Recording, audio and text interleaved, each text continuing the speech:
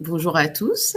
Nathanaël, ce que je te propose, c'est qu'on commence déjà à se présenter en attendant d'autres participants. Oui, très bien. Je t'en prie, non, c'est bien, commence.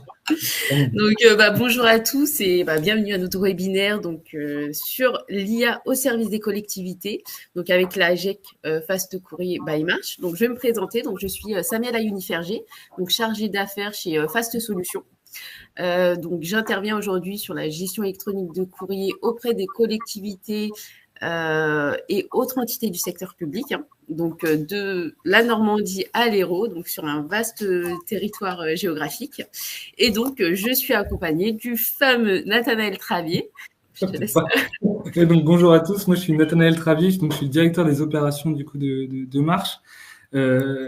Et donc, moi, je m'occupe, vous, pour la plupart, pour ceux qui sont déjà clients avec nous, vous me connaissez parce que généralement, quand vous avez des problèmes, c'est avec moi que vous en parlez, ou quand les choses se passent bien. Et donc, du coup, moi, je supervise la partie de production, donc à la fois les équipes qui vous accompagnent sur la construction des projets, les équipes qui vous accompagnent dans l'utilisation et les équipes qui, du coup, permettent de monter l'infrastructure technique. Je suis très content d'être avec Samia aujourd'hui et d'être invité par DocaPost pour parler de ce sujet-là.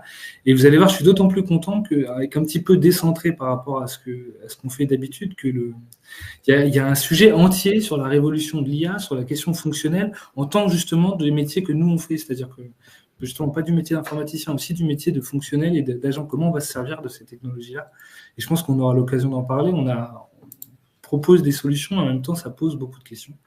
Et je suis très heureux de pouvoir en parler avec vous, ça me pique ma curiosité.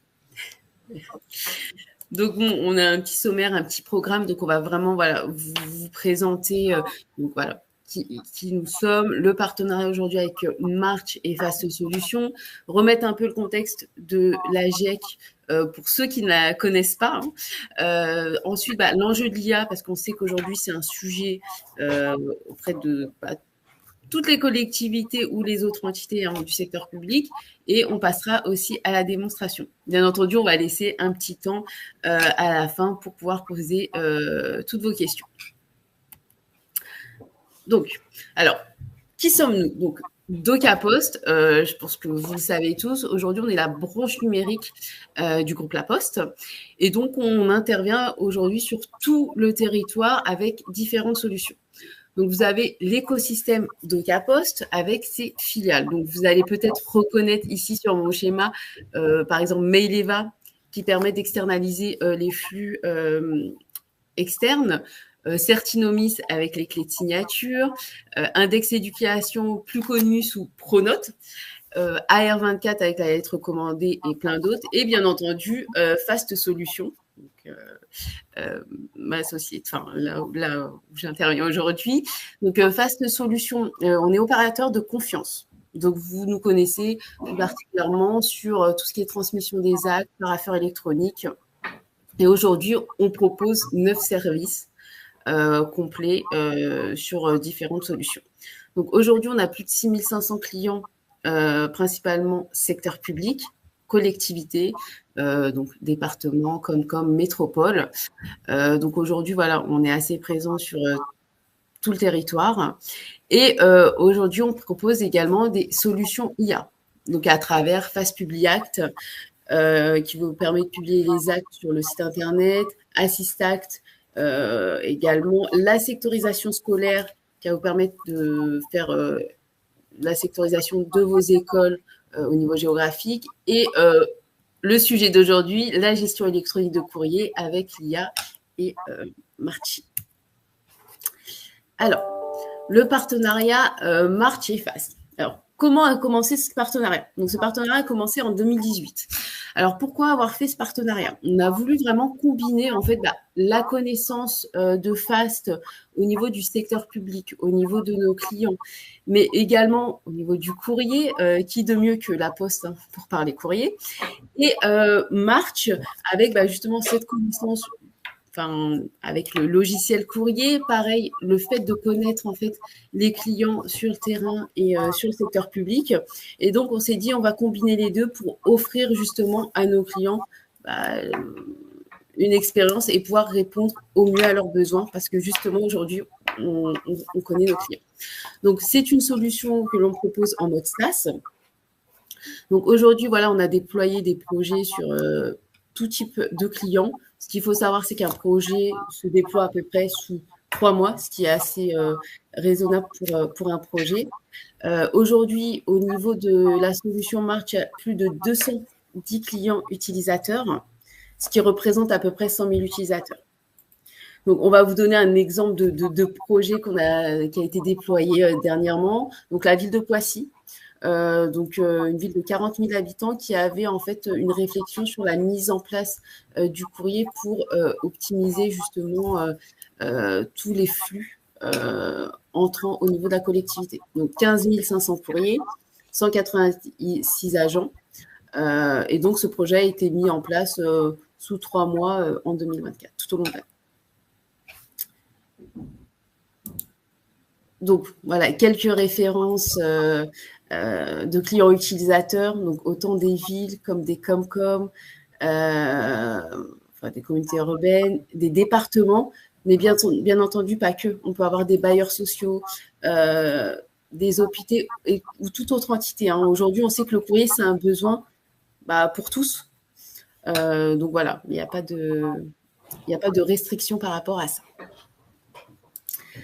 Alors, l'AGEC, pour remettre un peu de contexte. Aujourd'hui, alors, on le sait, le courrier papier, il y en a de moins en moins, mais cela n'empêche pas d'avoir un besoin de gestion électronique de correspondance. Pourquoi correspondance? Parce qu'on va parler de courrier papier, mais pas que. On va parler vraiment de tous vos flux, que ce soit mail, que ce soit formulaire de contact, note interne.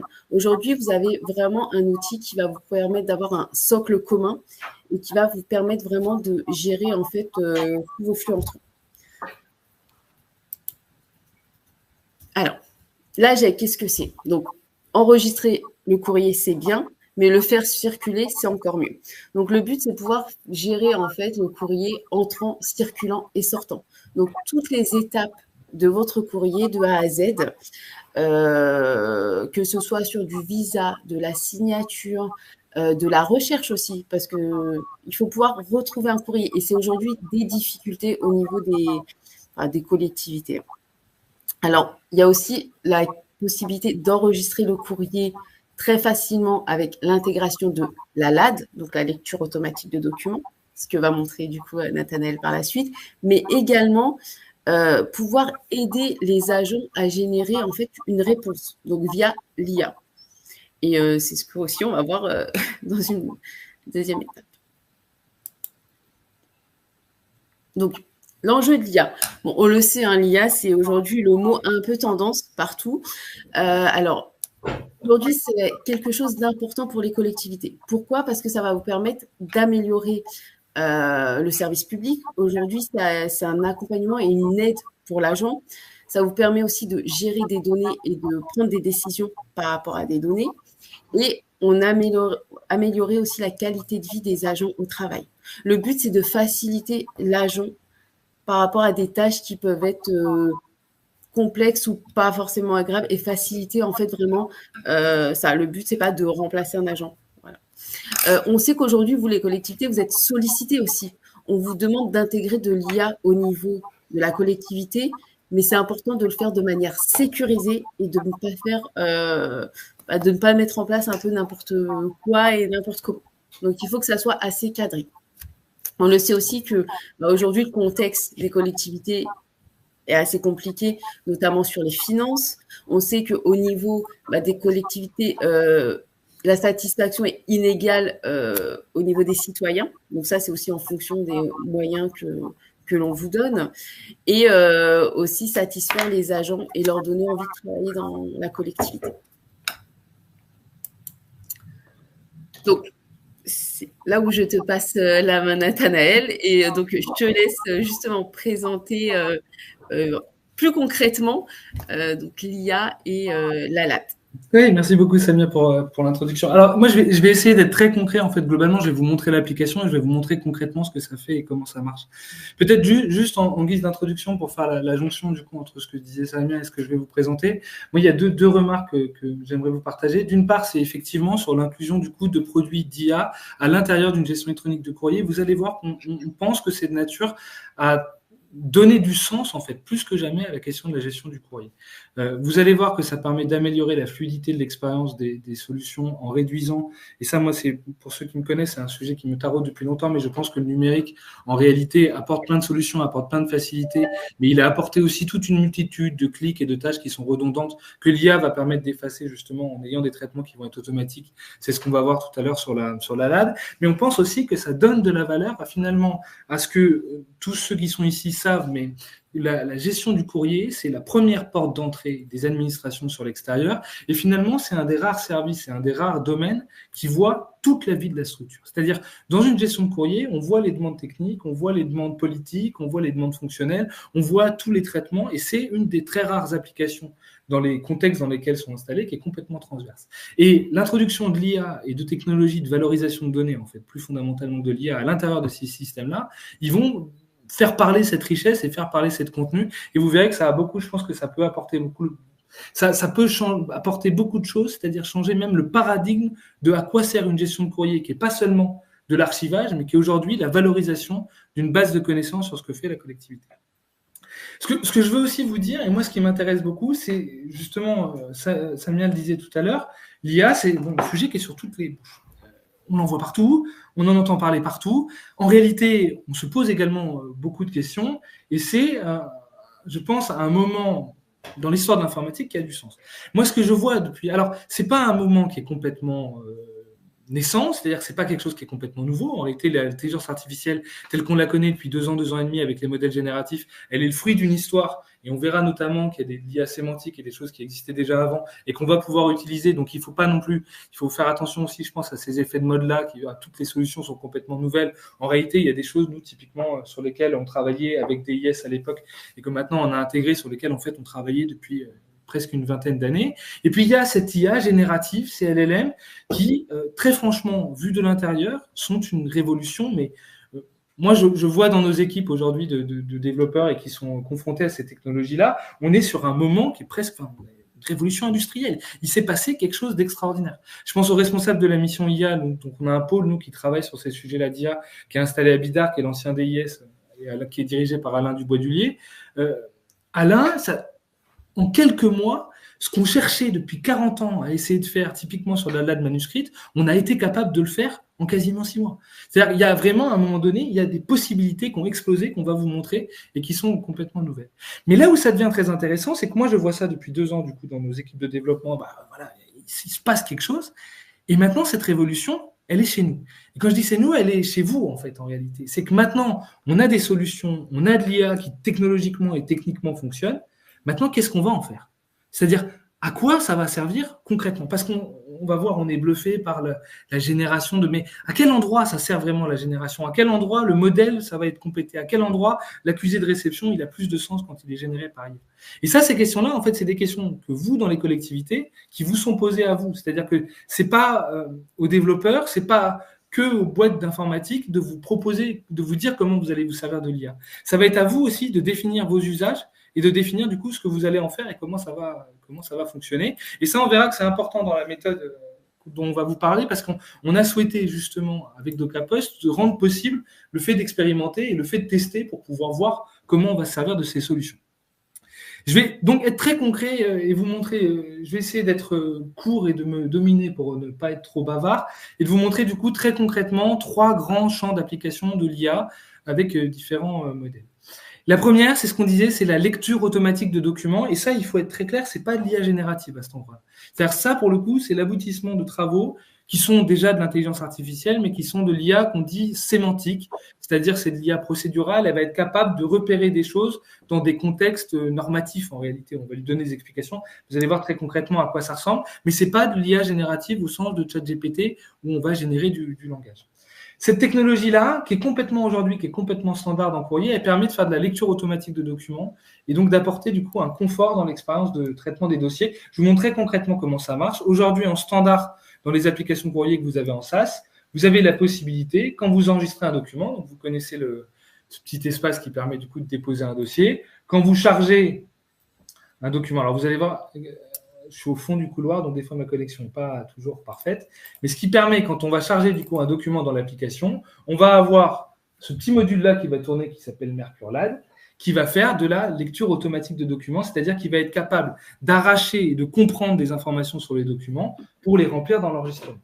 Aujourd'hui, on est capable, donc, de façon complètement standard, de lire 3 choses sur les courriers, de lire la date du courrier, et donc là, vous voyez, 5 avril 2025, la date s'est remplie automatiquement, de lire l'objet du courrier, donc là, vous voyez, pareil, on a récupéré, du coup, ce qui apparaît après le champ objet, on l'a récupéré ici, mais vu que les documents sont OCRisés, on va avoir la possibilité de les modifier et de les amender, de corriger les choses, on parlera juste après de cette question d'OCR, et on va être capable de voir une troisième chose, que j'ai paradoxalement pas montré, c'est qu'on va être capable de matcher un contact s'il existe déjà dans la base. C'est-à-dire que l'IA, là, elle est capable de lire la date du courrier, elle est capable de lire l'objet, et elle est capable de lire le destinataire, mais elle ne l'associe qu'à la seule et unique condition qu'elle retrouve quelqu'un qui a le même nom et la même adresse dans la base. Et ça, justement, on en parlera sur ces sujets-là. L'IA, cette question, elle est fonctionnelle. C'est qu'on a souhaité ça parce qu'on ne souhaite pas, par exemple, que typiquement, dans les discussions qu'on a eues avec vous et avec des collectivités, on n'a pas envie qu'en fait, ça soit une machine qui traite la base et qui parfois fasse une erreur. Si typiquement, on a quelqu'un qui a déménagé, en fait, on préfère changer son adresse que de créer automatiquement un contact. Et donc, il y a un contrôle qui s'est installé. Et donc, on peut vérifier ce contrôle à cet endroit-là. C'est-à-dire, si on cherche Jean-Louis, par exemple, que vous connaissez, on voit en fait que l'adresse n'est pas exacte et donc le match n'a pas eu lieu. Ça, c'est important parce que c'est justement dans cette question des traitements automatisés qui sont permis par l'IA que le rôle du rétro-contrôle et des limitations qu'on va mettre sur l'IA ont un sens. Donc ça, c'est la première chose. On est sur de l'IA donc sémantique. Il y a une condition, c'est qu'il faut que les documents soient OCRisés. Alors, vous verrez, on est capable, nous, de vous le proposer, mais surtout aujourd'hui, ce qu'on se rend compte, c'est que dans la plupart des scanners que vous êtes en train de déployer et que vous déployez en réalité depuis une dizaine d'années, l'OCRisation, elle est comprise. On va être capable, donc, de lire un document et d'en interpréter un certain nombre d'informations. Ça, aujourd'hui, c'est complètement standard. C'est de l'IA sémantique, c'est-à-dire qu'il n'y a pas d'interprétation, de modèle de langage. C'est simplement un ensemble de règles de gestion. Donc, typiquement, par exemple, sur une date, en fait, on a indiqué, on a toute une liste de formats possibles qui sont interprétés. Et donc, on va être capable, dans un document, de dire, oui, mais typiquement, s'il y a le mot avril et que c'est mis en haut à droite du document, ça veut dire que c'est la date. On va être capable de récupérer cette information.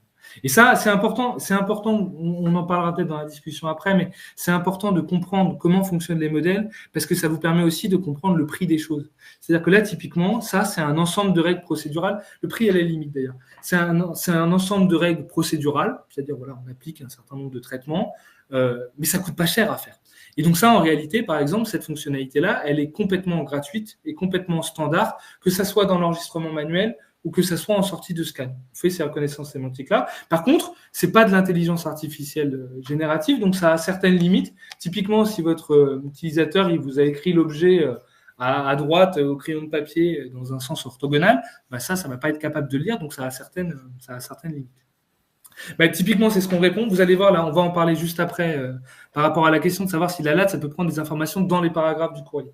Là, aujourd'hui, non, justement, sémantiquement, elle a identifié par des calculs statistiques dans la façon dont on conçoit où sont ces informations-là. C'est-à-dire que le bloc expéditeur, on va le chercher plutôt en haut à droite ou dans le bloc d'en-tête du document. Les dates à cet endroit-là. Les objets, on peut éventuellement les retrouver à la fin parce qu'on va chercher justement des 2 points ou des changements de typographie, mais on ne va pas être capable d'extraire une information à l'intérieur des courriers. Et je vais vous montrer, vous allez voir, on va y passer juste après, dans ce qui est l'avenir de la LAD, ce que nous on appelle Harvest et que je vais vous montrer juste après, c'est qu'on est capable justement maintenant, avec des technologies plus avancées, d'aller récupérer des informations dans les documents, et notamment dans les documents manuscrits. Je réponds à la question d'Emmanuel, vous allez voir qu'on est capable de le faire. Donc ça, je ne m'étale pas plus sur ça, c'est la première chose, la lecture automatique de documents, complètement standard dans toutes les applications courrier, pour qu'on puisse faire ces traitements-là. Ça a 2 choses, à mon avis, et je m'arrête sur ça pour ne pas être trop bavard. C'est, 1, évidemment, ça permet d'accélérer le traitement. Ça veut dire qu'aujourd'hui, dans votre intégration, typiquement dans le modèle qui est ici, si votre fiche est bien paramétrée, l'opérateur humain, il a simplement à choisir le type de document pour définir la priorité et tous les autres champs sont pré-remplis. Ça veut dire qu'en termes de traitement et d'économie de temps, on va beaucoup plus vite pour l'enregistrement des dossiers avec une évolution, et ça on en reparlera, de la tâche de l'opérateur humain qui est une opération de contrôle plus qu'une opération de remplissage. Et la deuxième chose qui, à mon avis, me paraît avoir beaucoup de sens au-delà de la question du temps, c'est la question de l'exactitude des informations, où typiquement, quand on va récupérer des informations comme ça, on est sûr, quand on fait un copier-coller sur l'objet, quand on fait un copier-coller sur le nom, qu'on a beaucoup moins d'erreurs que si on fait de la saisie manuelle. Quand vous remplissez 50 courriers, Ercolani devient vite Ercolin au lieu d'être Ercolani. Là, l'avantage, c'est que du coup, on récupère les données directement depuis le document ou à travers un copier-coller. Ça, c'est la LAD en standard dans les applications courrier. Je ne passe pas plus sur ça. On verra que maintenant, on peut aller encore un peu plus loin sur la LAD. Le deuxième chapitre qu'il faut qu'on ouvre, c'est la question, là, pour le coup, d'une IA générative.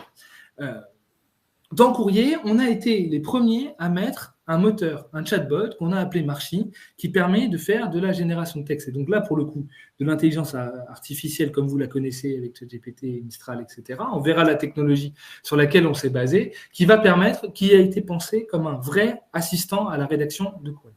Alors, on reparlera aussi de la méthode, même si je vais essayer d'être bref, mais on a travaillé sur ce sujet-là et je tiens à les remercier ici, tant qu'on en parle, avec Grand Paris Seine-et-Oise et notamment Frédéric Génipa, qui nous ont accompagnés parce qu'évidemment, le problème quand on travaille sur un corpus, c'est il faut de la donnée, parce que l'IA sans données, ça n'apporte pas grand-chose, même si vous verrez que la technologie qui permet de le faire est ici extrêmement importante. On va parler du RAG et de la façon dont ça fonctionne pour avoir des données qui soient personnalisées sans des modèles d'IA très entraînés, des choses comme ça. Et surtout, on avait besoin de quelqu'un qui nous accompagne pour contrôler les résultats et contrôler les usages.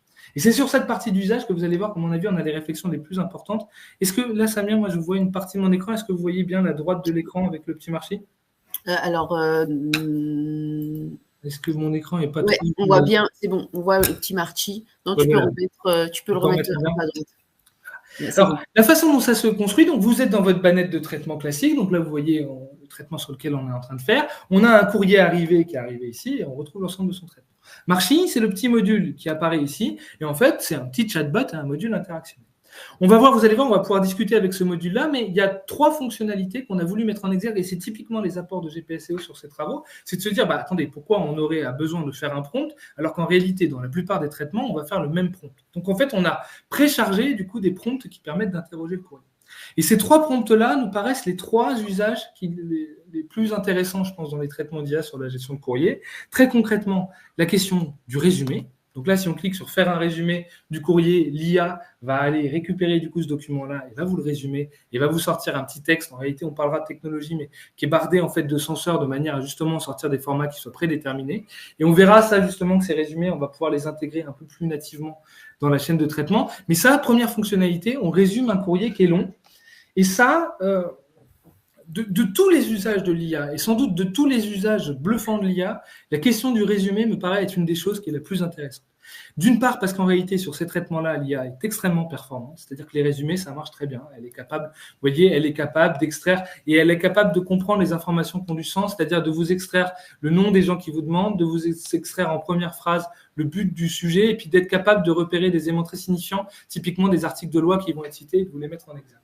Et ça, c'est vraiment intéressant parce que typiquement, moi, je pense à mon usage quand j'étais fonctionnaire, où typiquement, je me rappelle, je recevais les circulaires qui étaient prises par le ministère de l'Intérieur. Je crois que j'en ai jamais lu une, pour être très franc, parce que ça fait 15 pages et que c'était souvent sur des sujets qui étaient annexes à mes prérogatives. Aujourd'hui, avec une technologie comme ça, typiquement, vous mettez des gens en copie, et sur une circulaire qui va faire 15 pages, on a le résumé qui va permettre du coup de comprendre et d'accéder à l'essence des choses. Ça, je pense que c'est très intéressant parce que pour le coup, c'était des choses qu'on ne faisait pas avant. De document de 50 pages, on ne l'a jamais lu, en fait. Et donc, ce résumé-là, il va permettre d'accéder à ça. Ça, je pense que ça a beaucoup de sens. On verra certains traitements, on parlera encore un peu de ça, mais on discute typiquement avec le cabinet du ministre de l'Agriculture où, pour pouvoir sortir des exports, par exemple, à la fin de la semaine, de tous les courriers que vous avez reçus pour une validation par le ministre ou par le directeur de cabinet, où justement avant on sortait une liste avec l'objet du courrier et les rédacteurs étaient obligés de manipuler un peu les objets pour que ça soit signifiant. Aujourd'hui, en fait, en 2 clics, on pourrait sortir un résumé de toutes les demandes qui ont été adressées au maire, qui ont été adressées au président. Et donc, on a là un service politique qu'on va pouvoir rendre du coup aux élus, aux autorités, qui est plus important que ce qu'on pouvait faire. Premier cas d'usage de résumé. Deuxième cas d'usage, l'accusé de réception. On pourra en reparler, mais je pense que vous savez que dans le courrier, historiquement, on peut faire du public postage, donc on peut avoir des personnalisations de réponses. Là, sur ça, l'IA, elle va être capable de vous générer un accusé de réception et on discutera des capacités de l'IA.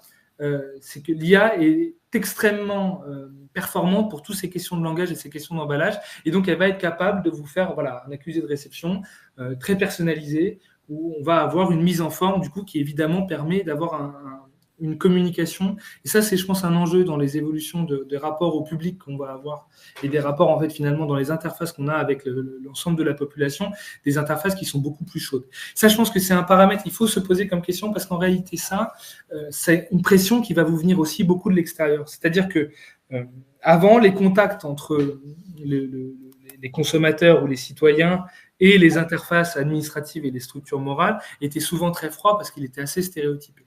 Là, de plus en plus, les gens vont, je pense, s'habituer. Et pour ça que je parle de consommateurs, parce que je pense que c'est plutôt dans leur relation commerciale qu'ils vont s'habituer à ça.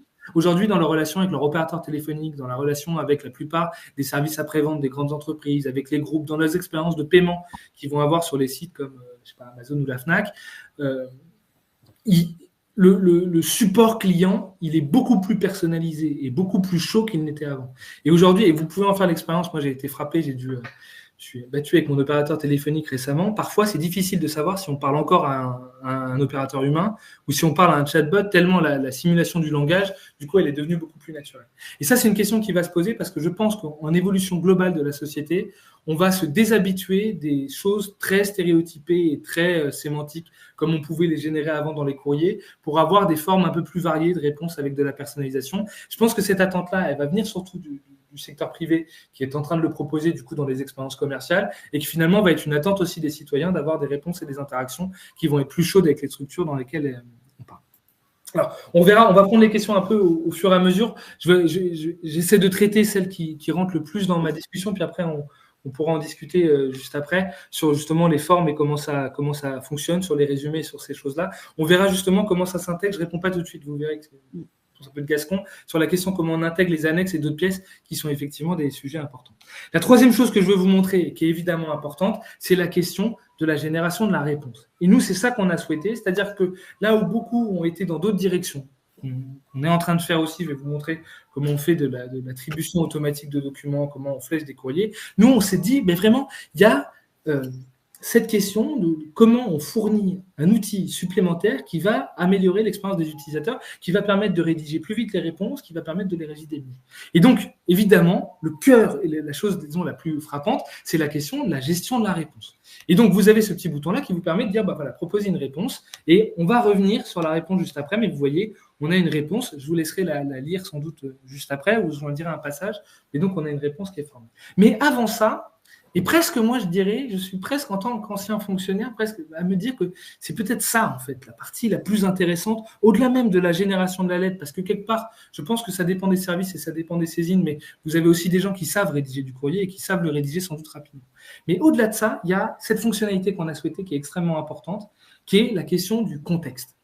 C'est-à-dire que ce que fait l'IA, et là on va être obligé de faire un tout petit virage par la technique, c'est ce que fait cette IA-là, vous n'êtes pas sur un LLM standard. C'est-à-dire qu'on n'est pas en train de discuter avec ChatGPT ou avec Mistral. On verra qu'on est basé sur des technologies souveraines et qu'on travaille avec Mistral, mais on en parlera juste après. On n'est pas en train de parler avec un LLM standard et on n'est pas non plus en train de proposer une solution qui est la grande question de dire comment on fait, je ne sais pas, à GPSEO ou dans n'importe quelle collectivité, pour avoir une IA qui connaisse notre contexte, qui parle comme on parle, qui sait un peu les réponses qu'on va faire et qui est entraîné sur nos données, sans en même temps être obligé de déployer soit chez vous, soit d'entraîner des modèles qui soient capables de donner vos réponses. Parce que ça, c'est cette complexité technique-là et cette question technique de données qu'on va apporter à l'IA, elle est évidemment très importante. Parce que si vous voulez avoir une IA qui ne réponde pas comme un consultant américain, mais qui répondent comme un responsable du courrier ou un DGS dans une collectivité, il faut que vous ayez une IA qui soit personnalisée. Sauf que s'il faut personnaliser l'IA en faisant du machine learning ou en faisant de l'entraînement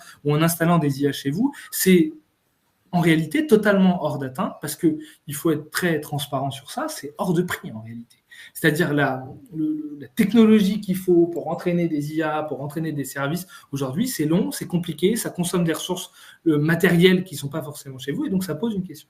Et donc c'est là, nous, qu'on a fait un grand travail, et on verra comment ça fonctionne, qui est un travail de RAG.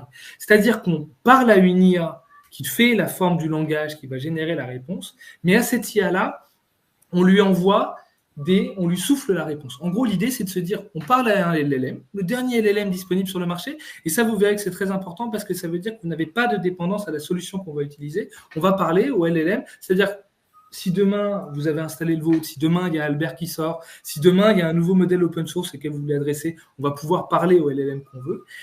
Et donc, le LLM fait le langage, et ensuite, à ce LLM-là, on va lui dire, voilà le courrier auquel tu dois répondre. Et ensuite, on va être capable, par de la vectorisation de base, et donc ça, c'est une technologie qui tourne sur nos serveurs ou qui tourne sur vos serveurs sans ressources matérielles particulières. En fait, on reviendra dessus, je ne m'étale pas trop, mais on fait de la vectorisation de base. En gros, on fait un calcul mathématique qui va nous permettre d'aller dire, généralement, à cette demande-là, la collectivité, GPSO, répond de telle et telle manière.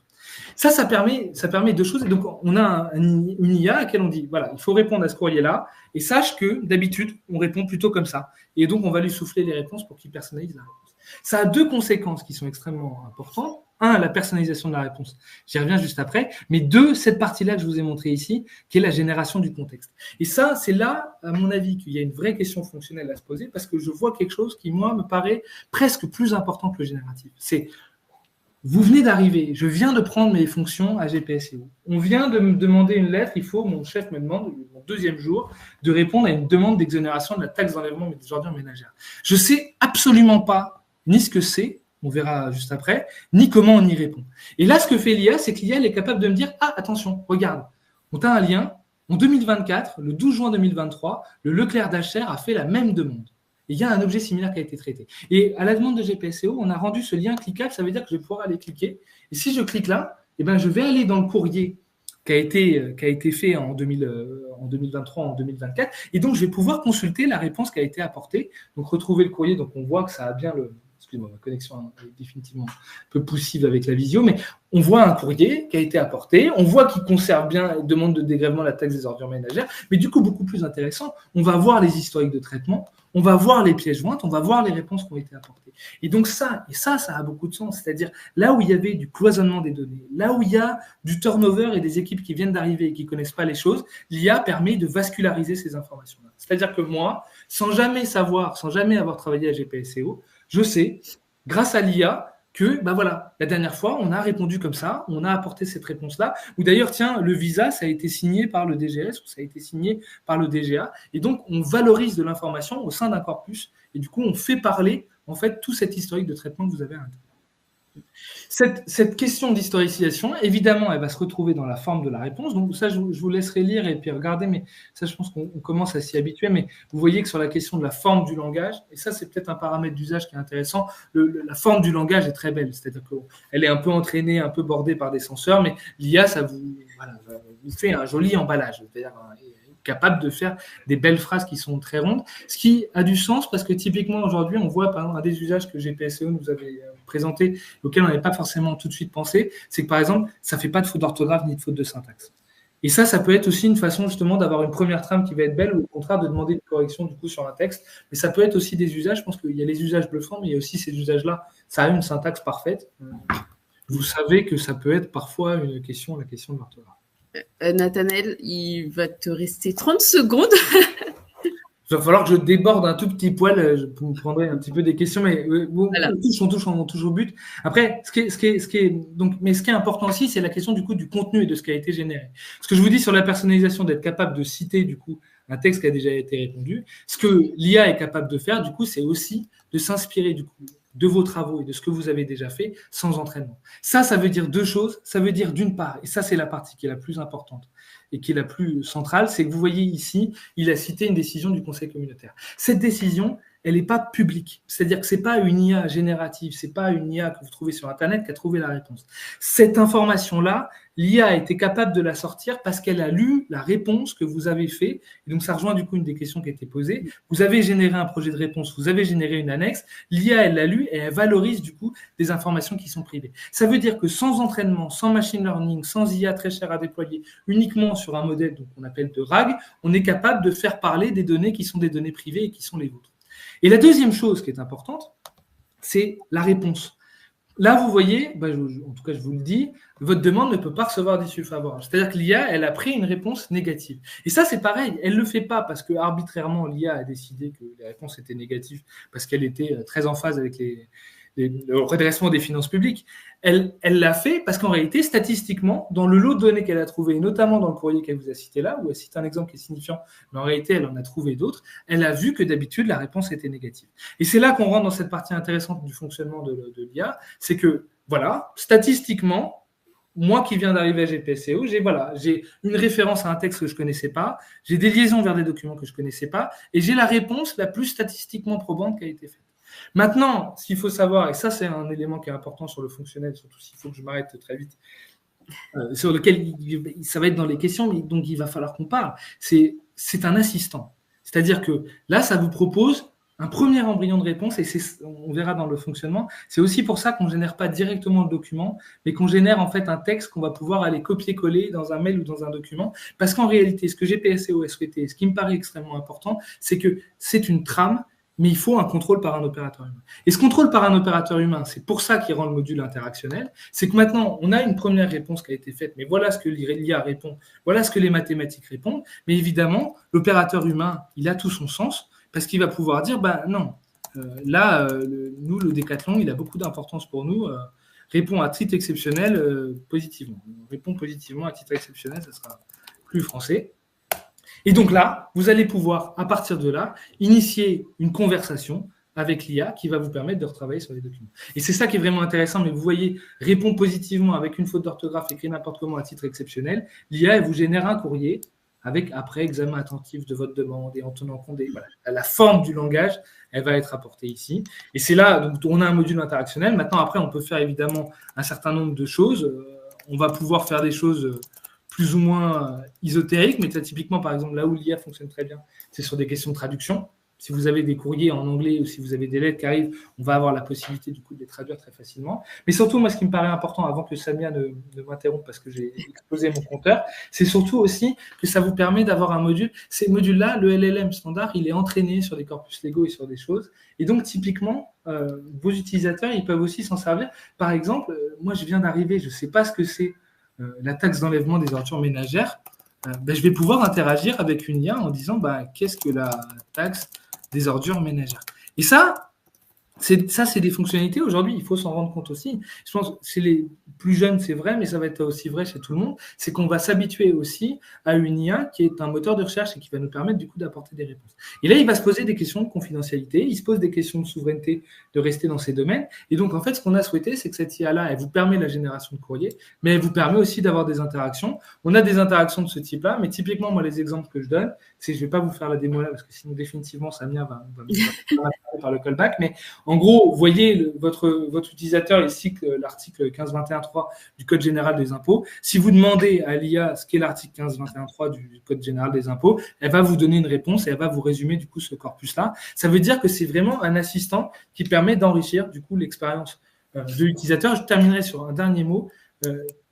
Cette expérience-là, dans votre contexte, c'est-à-dire pas sur des données génériques, standards. On discutera peut-être de technique et comment ça marche, mais sur votre contexte, donc entraîner avec vos données, ce n'est pas une IA générale, c'est une IA qui est personnalisée. Là, on verra que la question d'historique, elle a forcément beaucoup de sens. La deuxième chose, c'est dans un contexte pleinement souverain. On ne vous demande pas de vos données, vous n'êtes pas obligé de livrer vos données à l'extérieur, vos données, elles restent chez vous. La vectorisation de la base, elle est chez vous. Ensuite, on envoie des fragments. Aujourd'hui, on a souhaité travailler, on travaille avec Mistral, qui est donc la pépite française sur l'IA. Je pense que c'est extrêmement important. Aujourd'hui, nous, on a testé donc l'ensemble des modèles sur les choses qu'on peut faire. Pour une fois, la France peut vraiment être une très grande fierté sur ça. On a un champion européen de l'IA qui est très clairement du niveau de ChatGPT et qui est capable de faire la même chose. Enfin, la même chose qu'OpenAI. Et typiquement, vous avez des résultats qui sont extraordinaires. Et demain, on aura nos propres infrastructures d'IA. Aujourd'hui, les choses vont tellement vite que, en fait, installer quelque chose d'aujourd'hui, c'est de l'avoir déjà ringard et périmé l'année prochaine, alors que ça coûte presque des millions. Mais demain, on aura aussi notre infrastructure IA et on est aujourd'hui capable, on travaille avec des ministères pour installer du coup de l'IA en local et être capable de faire ces traitements-là du coup directement chez nous. Et donc ça, c'est important. Vos données contextualisées, mais vos données souveraines toujours.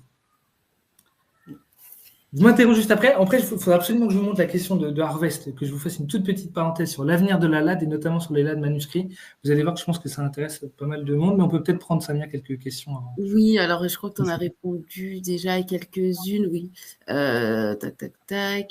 y a une question sur est-ce que la recherche des réponses de courrier est réalisée dans le respect des habilitations ou sur l'ensemble de la base de données? Ça, j'avais vu cette question-là, c'est une question qui est extrêmement importante. Oui, absolument.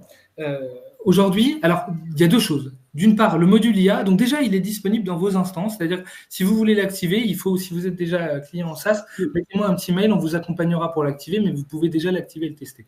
Il y a deux choses. Le module marché, vous pouvez choisir à quelle personne vous donnez les droits, et on peut donner les droits à travers un groupe, donc de manière nominative. Ça, c'est une question qui est importante, justement, en discutant avec le DGS de GPSEO. C'est peut-être pas une technologie qu'on va mettre dans les mains de tout le monde. Et donc, la volonté, c'est de laisser le choix de pouvoir le faire et de pouvoir le distribuer à des groupes en particulier, à tous les managers ou nominatifs.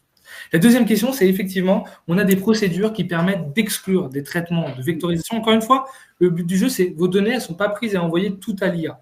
La vectorisation, elle est locale et ensuite, on envoie à l'IA des fragments du coup de ces données-là qui sont justement pas reconstructibles, c'est-à-dire qu'on ne peut pas trouver le fond du courrier, on envoie simplement des petits morceaux. Mais il n'empêche, et c'était extrêmement intéressant, notamment pour des questions de censeur, ça serait bête si vous demandez à l'IA est-ce que quelqu'un a démissionné et qu'il vous réponde ah oui, Madame Machin a été limogée la semaine dernière. Donc on est capable d'exclure. Alors d'une part, on a des censeurs, ce qui fait que vous n'avez pas le droit de voir des choses que vous n'avez pas le droit de voir. Donc évidemment, il y a un cloisonnement qui est le même que le cloisonnement de vos documents. Et surtout, on a des capacités aussi, voilà pourquoi je parle de RH, de dire tous les documents de la RH sont exclus du traitement. On n'indexe pas la RH et on ne la mobilise pas, de manière à ce que vous puissiez vous mettre en conformité avec vos politiques de traitement de données. Il y avait d'autres questions. Donc, le résumé a-t-il un raccourci comme les liaisons ou les annotations? Alors, ça aujourd'hui, voilà, c'est ce que je vous ai montré dans la façon dont ça fonctionne. Aujourd'hui, non, même si ça me fera ma formidable passerelle pour vous montrer Harvest juste après. Aujourd'hui, ce qu'on a souhaité à la demande de GPSEO, c'est justement cette fonctionnalité-là. Vous faites une interaction et ensuite, vous avez ce petit bouton copier-coller qui va vous permettre du coup d'aller remplir votre texte. On ne l'a pas fait par hasard parce qu'évidemment, nous, la première idée qu'on a eue, c'est de se dire, on va générer directement une réponse. On va générer une réponse avec une en-tête, avec un modèle de document, avec des signatures, etc. Et on va injecter le document dedans et technologiquement, on sait le faire. Mais ce que GPSEO nous a demandé, c'est de nous dire maintenant, justement, vous avez conçu un assistant. C'est-à-dire qu'on a forcément l'obligation qu'un opérateur humain relise, fasse un clic, copie-colle. Et donc, ça veut dire inconsciemment relise le document avant d'envoyer son mail ou avant de le relire. Et donc aujourd'hui, en l'état des choses, on a fait un mouvement comme ça avec cette petite passerelle-là, même si je pense, et c'est ça, moi c'est peut-être presque un appel fonctionnel, vous verrez qu'en plus du coup, vous pouvez le tester complètement gratuitement cette partie-là. Donc c'est un appel fonctionnel, c'est aujourd'hui, voilà l'état des choses. Aujourd'hui, maintenant, nous, ce dont on a besoin, et moi, pour ceux qui me connaissent, je tiens beaucoup à ça, c'est ne laissez surtout pas les informaticiens inventer les solutions dont vous allez avoir besoin. C'est-à-dire, il faut que vous testiez, il faut que vous disiez, justement, est-ce qu'il faut ce contrôle-là? Est-ce qu'il faut passer par une passerelle? Est-ce qu'on peut créer directement les documents? Est-ce qu'on peut avoir des fils automatiques où on crée le document et on l'envoie automatiquement? Ça, c'est vous, dans vos usages, qui pouvez dire ce que vous voulez faire de l'IA. Et donc, nous, aujourd'hui, l'état des choses, c'est qu'on a pris la décision. Et vous verrez d'ailleurs qu'on travaille un peu typiquement avec Agno, on continue de faire des itérations. On a pris la décision de s'arrêter, de se dire, voilà, on va attendre de voir ce que les gens nous disent et ce que les gens veulent faire évoluer pour le faire évoluer. Et c'est typiquement, par exemple, le cas d'Agno qui a commencé à travailler sur ces sujets-là et qui s'est rendu compte que, par exemple, dans les transferts de mails, il fallait qu'on modifie un peu des choses sur la façon dont on interprète les en-têtes. Et donc, on a fait une nouvelle itération. Ce qui me permet, si ça me permet, après je prends, vu qu'il y a des questions. Oui, il y a des questions. Ça me permet de faire justement sur ce qu'on peut faire en amont, de vous montrer une toute petite parenthèse avec ce Harvest, qui est en fait, c'est l'état de nos travaux sur la lecture automatique et la reconnaissance automatique de documents sur laquelle on est en train d'avancer. Et sur lequel, alors vous allez voir, donc c'est déjà très mature, c'est des choses qu'on est capable d'intégrer aujourd'hui justement dans des intégrations un peu sophistiquées. C'est très clairement en réalité la question de l'avenir de ce qu'on peut faire en lecture automatique. Vous avez vu la lecture automatique tout à l'heure, on extrayait un certain nombre d'informations. On était, encore une fois, sur de l'IA sémantique, c'est-à-dire on reconnaissait dans des corpus, on n'avait pas encore une intelligence dans la compréhension du document. Avec Harvest, si ma connexion veut bien fonctionner et que ça arrive bien à tourner, on fait de l'IA générative à l'intérieur des documents. Et ça, vous allez voir que ça permet deux choses. Je pense que je vais relancer le petit moteur là qui est en train de tourner parce qu'il consomme un peu de connexion. Ça permet deux choses. Vous allez voir, ça je ne vais pas vous le montrer, je pense qu'on n'aura pas le temps, mais ça permet d'interpréter des documents manuscrits. On prendra rendez-vous pour ceux qui veulent le voir, mais on est capable de traiter du corpus manuscrit et ça, on ne pouvait pas le faire avant l'IA générative. Et surtout, on va être capable d'extraire, c'était la question que vous nous avez posée juste avant, d'extraire des informations à l'intérieur des paragraphes. Et pourquoi j'en parle à ce moment-là? Parce que vous allez voir dans le traitement qui va être fait, voilà. Donc, on charge notre dossier là. On va lancer justement le petit moteur d'indexation. Et là, on va être capable d'extraire de l'information hautement signifiante. La raison pour laquelle j'en parle maintenant, c'est que justement, là, c'est des traitements qui vont se faire en amont. C'est-à-dire qu'on va être capable, et ça, typiquement, par exemple, dans le résumé, pourquoi le résumé, il faudrait le demander après. Pourquoi on ne pourrait pas le générer au moment où on scanne le document? Et donc, Harvest, c'est ça, c'est le futur de la LAD.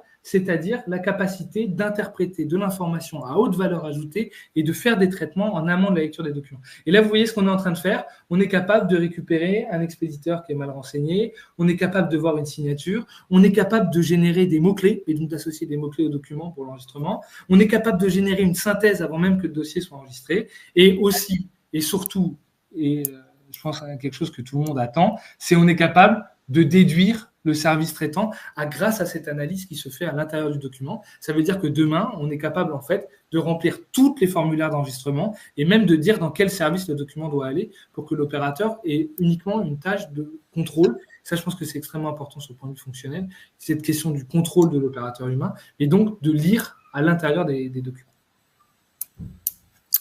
Bon, il va nous rester très peu de temps.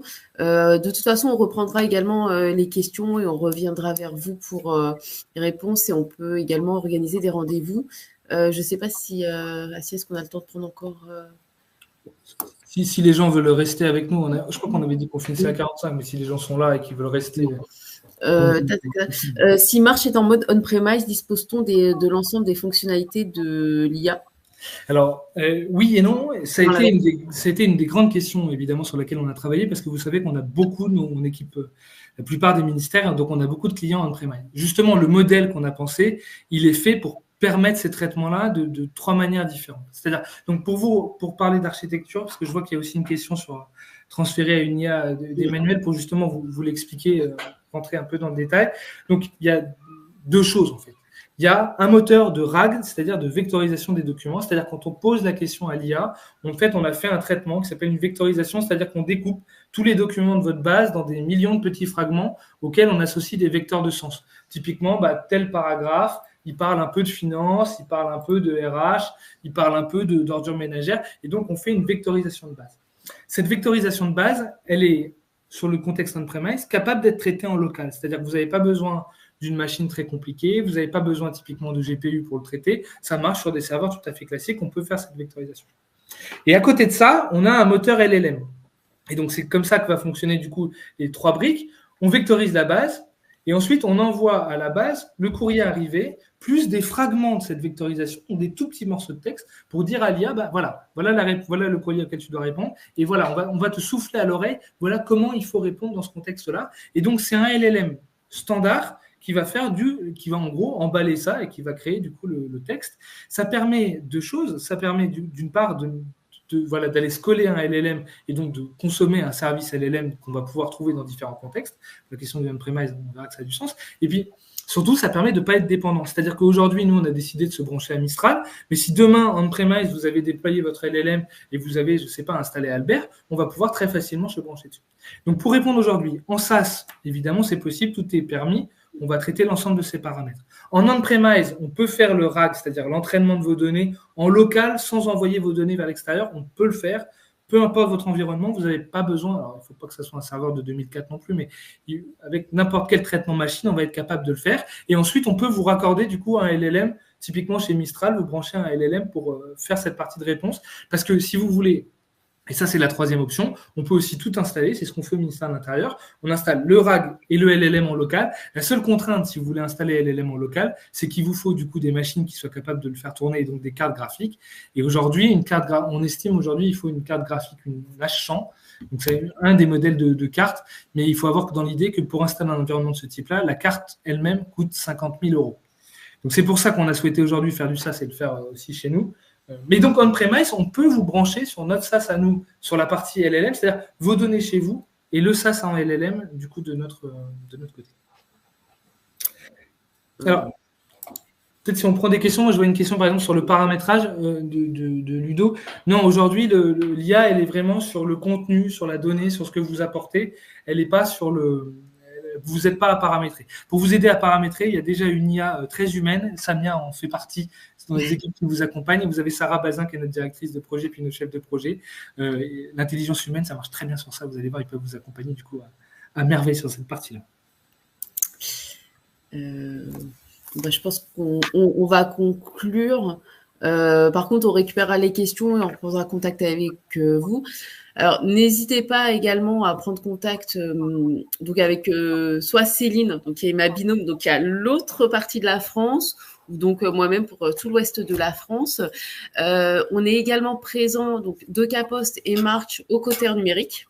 Donc le 17 et 18 juin. Donc pour les DSI qui y participent, n'hésitez pas à venir au stand 71 et 41. Donc, vous retrouverez Nathanaël. On aura tout notre temps pour Voilà. vous montrer tous les détails et vous montrer tout ce qu'on peut faire avec, puis discuter des questions que ça soulève. Et répondre à toutes les questions. Et n'hésitez pas également à télécharger notre livre blanc, en fait, sur le site internet, donc avec plein d'informations. Donc voilà, il est disponible sur le site internet de FAST et le LinkedIn de FAST. Voilà. Donc, je pense qu'on a terminé. Hein. Voilà. Donc, merci Nathanaël, en tout cas, pour ton intervention et toute ta démo et tes explications. Oui, puis encore une fois, venez, enfin, je veux dire, là, on est dans un contexte, on a voulu faire un peu efficace, mais surtout, n'hésitez pas, au côté, venez nous voir, qu'on vous montre comment ça marche et puis qu'on en discute. Je pense qu'en réalité, là aussi, nous, les travaux qu'on fait, si ça me permet cette conclusion, oui, c'est justement ce que je disais tout à l'heure, c'est-à-dire qu'il y a une révolution qui vient de se jouer, qui est la révolution de l'IA. Il y a des technologies aujourd'hui qui sont sorties, en réalité, beaucoup vous en montrent, mais je pense qu'il faut se poser une vraie question de concrètement, à quoi ça sert et comment on s'en sert. Et ça, cette réponse-là, il n'y a que vous qui pouvez vous l'apporter. Et donc, moi, aujourd'hui, nous, on est heureux d'accompagner des collectivités qui se lancent dans des expérimentations, mais c'est ça qui est important. Et donc, si vous voulez venir à parler avec nous aussi, de dire, voilà, nous, si on peut vous accompagner, justement, on est très à l'écoute, nous, de ces retours-là. Parce qu'aujourd'hui, je pense que personne, tous les commerciaux qui vont venir vous dire, l'avenir de l'IA, c'est ça, je pense qu'aujourd'hui, personne ne sait concrètement à quoi ça sert. Typiquement, sur ce que je vous ai montré, est-ce que le truc de pouvoir dire voilà une réponse qui ressemble et pas beaucoup plus important au fond que générer elle-même la réponse, ça c'est une question qui vous est posée. Mais surtout, ne laissez pas les informaticiens répondre à votre place à cette question-là. C'est-à-dire essayez, testez. Nous, on a voulu, pour les gens qui sont déjà clients chez nous, qui sont installés en SaaS, vous pouvez tester gratuitement la génération jusqu'à 200 courriers. Ça veut dire que sur une expérimentation, vous avez largement de quoi tester pendant plusieurs mois dans un vrai contexte opérationnel et de voir ce que ça donne. Et surtout, si vous testez, dites-nous. Vous vous dites, non, moi je crois, par exemple, là, on travaille sur des questions de saisine. Il y a des saisines sur lesquelles, par exemple, on dit une chose, mais les saisines de la police, elle répond souvent à l'oral. En fait, la génération de courrier à l'oral, c'est pas très utile. Mais par contre, les résumés, c'est très important parce que ça peut servir au commissaire ou ça peut servir dans des transmissions. Donc, surtout, testez et dites-nous comment ça fonctionne et ce que vous voulez en faire pour qu'on puisse vous proposer des solutions qui soient adaptées. La révolution de l'IA est entre nos mains, c'est-à-dire entre vos mains, entre les mains des gens qui sont dans les métiers et ne la subissez pas, c'est-à-dire choisissez ce que vous voulez faire de cette technologie-là. Aujourd'hui, personne, ni en France, ni aux États-Unis, ni dans les grands pontes et les gourous de la Vivatech, ne savent exactement à quoi ça va servir. C'est à vous de tester et de dire là où il y a une utilité, qu'on ne construise pas des choses qui soient que de l'esbrouf, qu'on soit capable de faire des choses qui concrètement changent le quotidien des gens. Typiquement, la LAD, on change le quotidien de vos opérateurs courriers. La génération de réponses et des accusés de réception, on est capable de la changer. Mais voilà, emparez-vous de ces solutions-là. Voilà. Bon, merci à tous. Merci Nathanaël. Et comme on vous l'a dit, n'hésitez pas à nous contacter pour plus d'informations. Ouais. Merci. Merci à tous. À très bientôt en tout cas. À bientôt.